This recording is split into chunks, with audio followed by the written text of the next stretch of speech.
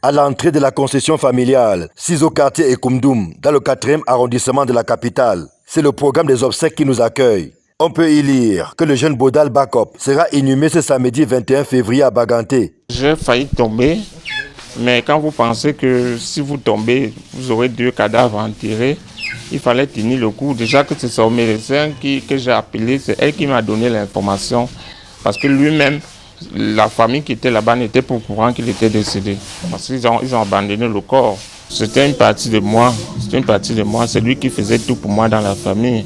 Mais que s'est-il passé le vendredi 13 février pour que ce dernier rende l'âme au centre hospitalier universitaire de Yaoundé? Sa génitrice, bien qu'abattue par cette disparition aussi subite que brutale, trouve la force pour nous expliquer. Vendredi matin, à 4 heures, que nous sommes quittés ici là, à la maison, on est parti à l'hôpital, arrivé là-bas à 5 heures moins.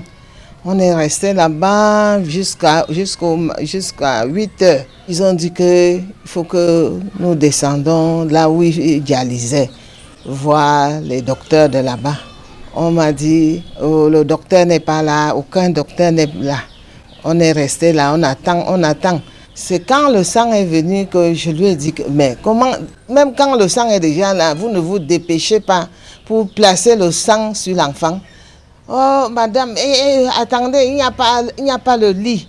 La famille du défunt croit Dieu comme fer qu'il aurait pu être sauvé si la prise en charge avait été rapide et adéquate, malgré l'anémie sévère dont il souffrait. Parce que si de 5 heures à 15 heures, si on mettait le sang sur l'enfant, là, même à 11 heures, 10 heures, il ne partait pas. Après, alors, c'est l'enfant même, le malade qui dit, ouais, je suis en train de partir. Aidez-moi, même mes yeux ne voient plus bien.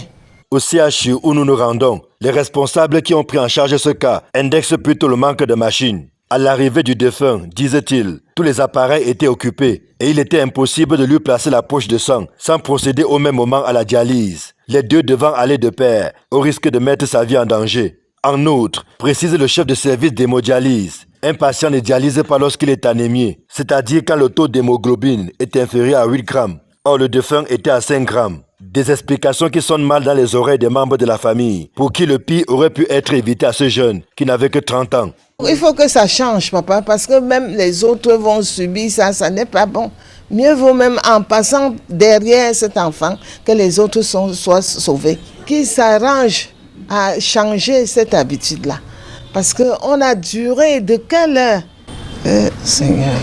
Bon à savoir, le service d'hémodialyse du centre hospitalier universitaire de Yaoundé ne dispose à date que de 14 machines pour un total de 170 patients, ce qui oblige ce service à fonctionner 7 jours sur 7 et 24 heures sur 24. Il est quasiment impossible pour un patient de dialyser en dehors du calendrier préalablement arrêté. Dans le cas d'espèce, Bodal Bakop s'y rendait les mercredis et samedis.